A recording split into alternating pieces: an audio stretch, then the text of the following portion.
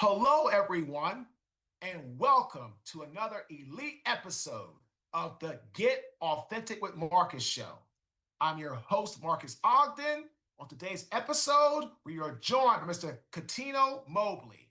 But before we bring up Cuttino to the stage, I want to thank one of our amazing sponsors, Peak Launch. Quick question for the leaders listening right now. If your business looks strong on paper, but you're showing up with less energy, less focus, or less drive, what's that really costing you? Here's the truth. Most high performers think they're fine. They push harder, drink more coffee, grind it out, not realizing their biggest limitations aren't effort issues, they're hidden blind spots. You can't fix what you can't see. And no amount of hustle overrides a system that's out of alignment. That's why I partner with Dr. Tracy Gapin and the Peak Launch team, a physician-led precision performance medicine system built specifically for driven leaders. Peak Launch combines advanced diagnostics, personalized medical strategy, and high-touch support to help you restore your energy, sharpen your focus, and expand your capacity to lead and win. This isn't wellness. This is real precision performance medicine for leaders who refuse to slow down. If you're ready to stop guessing and start optimizing, grab their free high performance guides and schedule a complimentary discovery call today. Head to peaklaunch.com/guide and take the first step towards reclaiming your edge. Now, here he is, Cuttino. How you doing there, Cuttino? Good, man. Good. Good to see you. Good to see you. Smoking a cigar, just loving life, relaxing. You know what I mean? Love it, bro. Hey, this is Get Authentic, baby. Hey, be you. I love it. Cuttino, first question, man. What does being authentic or delivering authenticity mean to you? Well, it's very tricky, right? Because there's stages in our lives that we go through. There's while you're going through life, there's three faces that we carry. People say it's two, right? The first face is what the world sees. The second face is what your family sees. And then it's your original stage or your original face that the family or the world don't even see. So we kind of lose that one. And I think the key is to find that one first and make people respect, trust, and admire that one. Now that comes with a lot of searching. What do I love, right? Because you know, playing professional sports, yourself and myself, we were doing what people told us to do or something we loved, right? And some of us may not have loved it. Some of us may was just really good at it, right? But what are you inside, right? Your authentic self. I think me personally, I'm a knowledge seeker. I love people. I'm very empathic. I really don't look at or listen to what people say. I kind of look at behavior and patterns. And with myself, I look at behavior and pattern. I had this conversation with my dad yesterday about just life in general, and that nothing's overwhelming for me at this age. I do the things that I want to do because I love them. You and I, especially for me, I haven't had a job my whole life. Everything I've done, I love to do. Right? It's not work. It's my hobby. It's my love. It's my passion. It's the thing that brings me peace. So me on the outside, where I'm in the house and I'm working out and I go take the kids here and I go take my daughter here, my son here, and I'm training my son's friends and I do this and I do that. It seems chaotic on the outside, but it's something I want to do. If you wanted to, my dad loves doing yard work and roofing and all this other stuff, but there's a time where there's a certain complaint about it. Or my mom, she loves to clean and cook, and there's time where she complains of, oh, there's dirty dishes and why you guys do it. It's like, listen, if you love doing it, just do it, right? Just appreciate that's your gift to make everybody else's life easier, right? So I think the two things that we come into life is to suffer and to serve. And the suffering part is not suffering in pain. It's finding who I am, and then the serving part. I think all of us, that's the rent you pay every single day, to God, to let Him know you appreciate this time on earth, right? So the being authentic is a lifelong journey of learning who you are, right? And listen, you were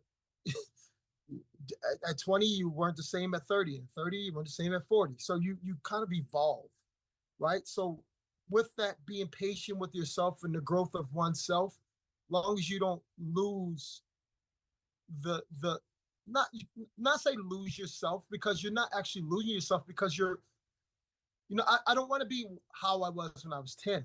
I don't want to be the same way I was 20, right? So losing myself means what? What does that even mean? Right? Sometimes when you play football, right, you got to get lost in the game. There's a game inside the game. It's like life. When people say life be lifing people, yeah, get lost in the game and really understand exactly the pattern or the defense or the offense, what's being played, and how do I audit this one, but still be really good at what I do. Right? I think that's the transition, or I guess the acceptance of, okay, bad Monday, great Tuesday. Great Tuesday, let's try to repeat that one, right? And okay, what exactly did you do today that was that you didn't have to think about it? You just did it. And when you get to those moments, when you come off the line, right? There's a technique that you've been training since you were 10, right? You're not thinking, it's just like I'm reacting, right? So the reaction of life is so pure. When you look at little kids, they just play, right? They have imaginary friends. They could play with a toy for hours. They can do so many amazing things. And I think we lose that growing up, trying to be something that we're not, right? The elephant looks at the lion like, yo, every single day you want to chase and kill, right? And the lion's like, well, every single day you want to play in water. It's like that's what we are meant to. You got to find out who are you and what you're meant to do. And when you do that, fall in love with you, fall in love with that, and that becomes the authentic self of the soul. I That's just my opinion. That's what I think. I couldn't agree more, man, because you said it best. Learn to love who you are and learn to know you're not going to be the same person all the time. I tell you, authenticity is knowing who you are in the moment, knowing that you and the moment are going to change. You should never stay the same. You should want to always be better. Like I said, I'm not the same person I am when I was 20 or 30. Like, yeah, I've grown, I've evolved, and I've learned to live life. I'm no longer married. I'm no longer a married man. So I was married, now I'm not. So I have to learn how to be who I am in the moment. So this is great stuff, man. So Cuttino, tell people that are listening a little bit about your journey and then your life into the NBA, and then what you're doing currently now on top of helping your coach, your son's friends and stuff like that, getting back to the community. What are you doing now to help, give back and make a positive impact on humanity? Yeah, that's a great question. Mark, I was, since I was a kid, I've always looked out for other people. In doing that, you know, it transitioned to now, and I'm in my 50s, that, okay, this is what you love doing, helping people. So, my dad used to say when he was younger, when you go to a homeless person, you give them $10, $5, $20. You don't look up to God and say, hey, listen, you see what I just did? You know what I mean? Like, you got to bless me. I've never been that, right? So that goes back to your authentic self, right? Of serving, one, but then two, also, for me growing up, I had four parents, and those that I was blessed to have amazing parents and two amazing fathers, right? My stepfather passed away my rookie year. I grew up in Philadelphia. I had amazing friends around me: Kobe Bryant, Rasheed Wallace, Alvin Williams, Jason Lawson. I mean, the who's who, right? We didn't know we were who we were when we were 10, 11, 12 years old. It was just what it is. Aaron McKee, Eddie Jones, Rick Brunson. It was so many of us. We didn't know who we were. We were striving to become our best. When we were younger, Mark, you wanted to just go to college. Now kids want to go to pros. They just don't know, right? So I think for me now, being a life coach, being a mentor and oracle, um, having so many different things that go on in my life, the life coaching thing gravitated to, this is what you've been doing since you were a kid. You just didn't have the wisdom, the knowledge back then. Now you do. Now it's about, there's a lot of people out there that's trying to guide people, but they haven't guided their inner self. I try my best to guide my inner self so I don't embarrass the people that I help, right? Because you can, oh, this pastor, or oh, this life coach, or oh, this person, this teacher, they can look good on paper and then they're doing bad stuff behind the scene. I I I don't fight any demons like I have to go out, I have to do this with these girls or these guys, need this and this, that, and do drugs. I don't do, that's not who I am, right? But again, too, is there's a responsibility as being the father that, hey, you have children, you have mom, dad, you have brothers and sisters, you have family people that look up to you. So now you have a responsibility to be your best, right? Not be perfect, but be your best. And for I don't know, man. I was just blessed to have so many amazing God given mentors around me growing up to put me in a place where I'm at now. I'm playing 12 years in NBA and having so many amazing friends and peers. And I can get on the phone and call Scottie Pippen or Mike or Charles. It's unreal to think, but it's what it is. So now you say to yourself, you're not way higher than the average person. Now you have to give the knowledge and everything to those type of individuals that are not on that stage because you were once that regular person no one knew. That's one of them. And the other one is for me, I love mentoring because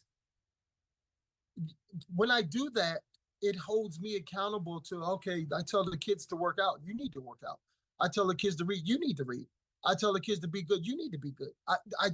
They're helping me do the things I tell them to do, right? So uh, it's they help me. The people that I help me more than I help them because they keep me, sharp. I would say, right? You have a younger guy playing football, and then you see them doing X, Y, and Z, and you're helping them through the transition to be whatever it is they want to be. But also, too, as you see the energy that they have, or what have you, and you're like, you know what? I need to meet him. I need to meet him there. So not only does he become better, I become better, more conditioned. I eat better. I do all these things like that. So, graduated from the University of Rhode Island. Psychology and communication was my major. I've always been infatuated with psychology and just people in general and how people think, right? How I think, right? Why am I thinking the things that I think, right? And how do I translate that to everyday life for individuals so they can become their best while I'm trying to be my best. Cuttino, I wrote something down, man. You talked about how you grew up with so many amazing people, had great parents, had great people guiding you. Probably around people like you call Scottie Pippen or Jordan, all these other people, Barkley. But you talked about it from a position of humbleness and being grateful and learning from them.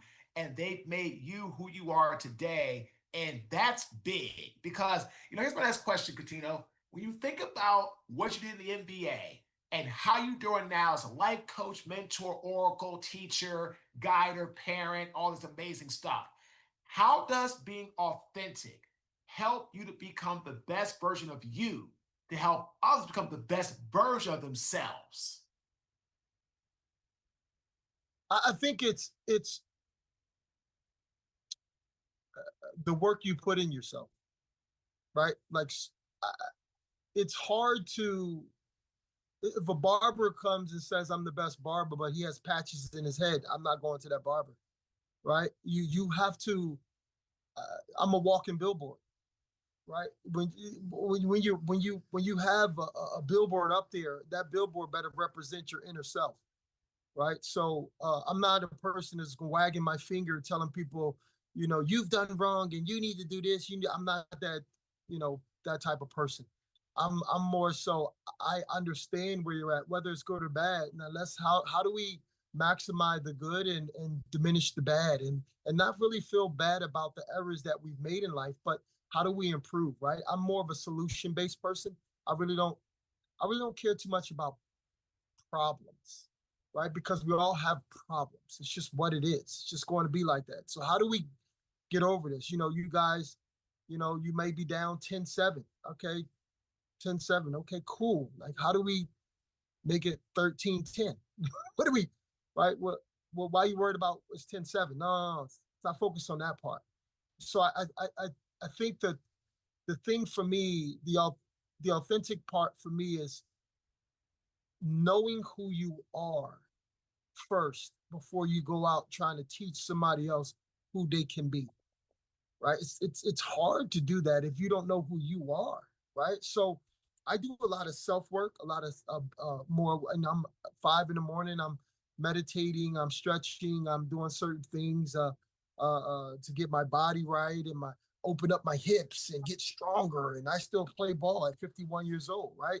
Killing the younger guys, and they're amazed. Like, I can't wait till I get that old, and I want to be healthy like this. And it's some of it's genetic, but a lot of it's discipline, how we grew up, Mark. Right? It's just like how you have to, you know. I think staying consistent in what made us pros. Now you have to be a pro in life, right? So it's such a broad question, and the answer is so long. But I think the first thing you have to do, man, is you know what are you doing, right? Are you clean inside? Is the upstairs, is it junky, right? You got to organize your upstairs up here in the mind, right? How are you presenting yourself when you walk out the door? Are you representing I have a 12-year-old daughter, a 15-year-old son, a 26-year-old son, and I adopted one and he's 26, is about to turn 27 this summer. They're looking at me like, oh, you're embarrassing, or wow, he's amazing. And I want to be either like that or better, right? I think that's for a mentor, that's the key is how do you be your best? Because after that, it's easy, right? Like Dan Marino or uh, uh, uh, um, um, Tom Brady or John Elway or Doug Williams or Red, they can show you how to be great at throwing the ball. Right? Red, you know, uh, um, what's my guy's name? Reggie White, right? Coming off the line. I can show you how to do this. This is what I've done. I know it in my sleep. I don't have to think it. This is what I boom, boom, boom. So training yourself to be, again, it's repetitive, but be your best. I think after that it becomes easier because it's proven, right? It's. I mean, what restaurant do you go to where you get the same meal, right? It never changes, right? Because the ingredients are the ingredients. That's just basically what it is.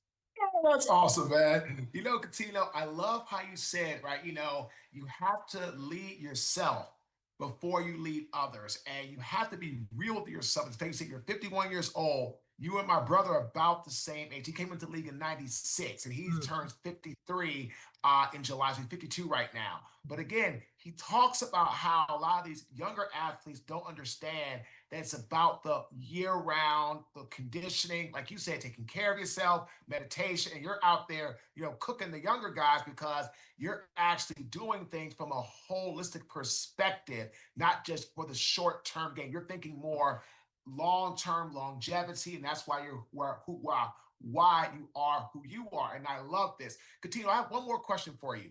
for young people who aspire to be, athletes or great in the sport or just great in life, right? It's like anything they want to do, right?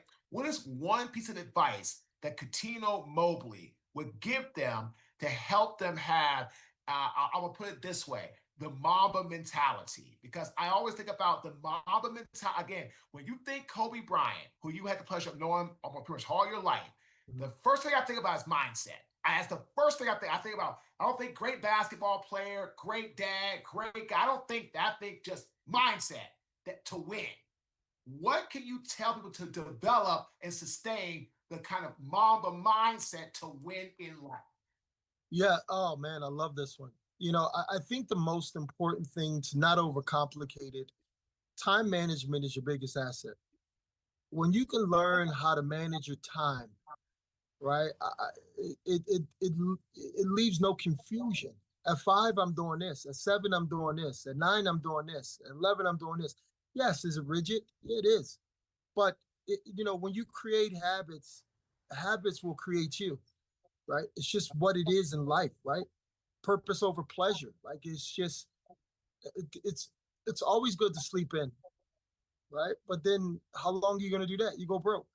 It just doesn't, right? You don't reach your full potential, right? You love sleeping more. You love, you know what I mean, being successful, right? And I'm not saying money. I'm just saying finishing, right? I remember Kenny Smith and Kenny Smith, Charles Barkley. They were doing this race, and Kenny won because he ran through the tape. I think it was Chris Webber and them.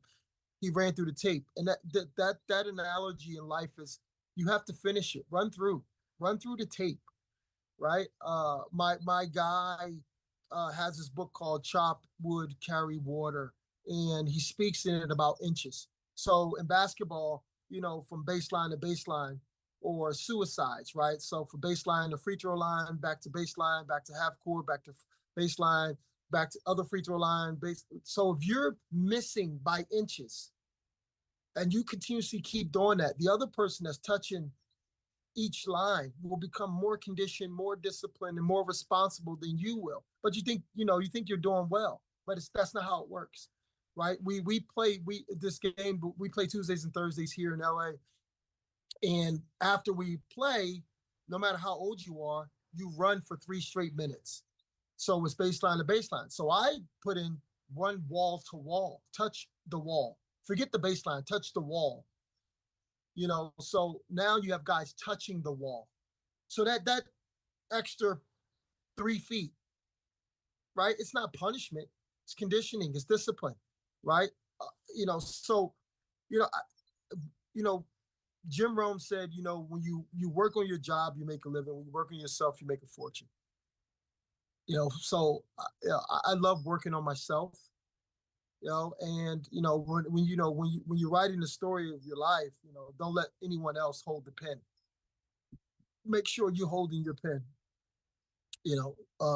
And for younger people, I think the most thing out of all that I just said, time management is the key, and not negotiating, whether it's your girlfriend or your friends or your guys or this or PlayStation or hanging out, and right, get the work in first. My 15-year-old son, he knows, like, he don't even come asking me to do any buffoonery, before you get your work in. You can go to the mall and walk around after I've killed your legs, after you've shot 500 shots, after you've done all your work. Then you can go ahead and do that if you have the energy, right? Because guess what? The next day after you've done that, they mom and dad may not have them, but you're up at 6 o'clock getting shots up again. That's just how it works. So you can have fun with your friends, but next morning, understand. Boop, boop, boop, Coming. Yeah, get up. Our clock's coming. Yeah, it's coming. Yeah, get up. It ain't going nowhere. Oh, my Cuttino, great interview, man. Thank you for stopping by. For sure. Great stuff. And the authentic tip. Again, we want to thank Peak Launch for sponsoring this episode. And the authentic tip of this great interview. In life, when you're running, like you said, you're doing like suicides. Don't run from baseline to baseline. Run from wall to wall. Go the extra mile. It adds up. And it's funny, right, Cuttino? One of the main coaches, I remember I played 1 year of organized basketball up in DC area with my coach, Rob Jackson, who my teammate was Roger Mason, former NBA superstar. I just text him. Yeah, that's my guy. Raj and I have been friends since 1992. We're on the same AU basketball team. Wow, that's crazy. Coach Jackson had us running 50 laps before every practice. It wasn't punishment, it was conditioning. And that conditioning helped me become a better football player because Coach Jackson knew he put me on the team to help me get prepared to play football because he knew that was my calling, but he did it to help me become a better man, a better person, a better athlete. And he's one of my favorite coaches still to this day. And I talk to Coach Jackson at least once a month. He was my 12 and under AAU basketball coach. But I never forget, Cuttino, those 50 laps, they were non-negotiable. Yeah. So go the extra mile. Right. Again, Exactly. my name is Marques Ogden. I'm the host of the Get Authentic with Marques show. Thanks for tuning in. Have a fantastic day.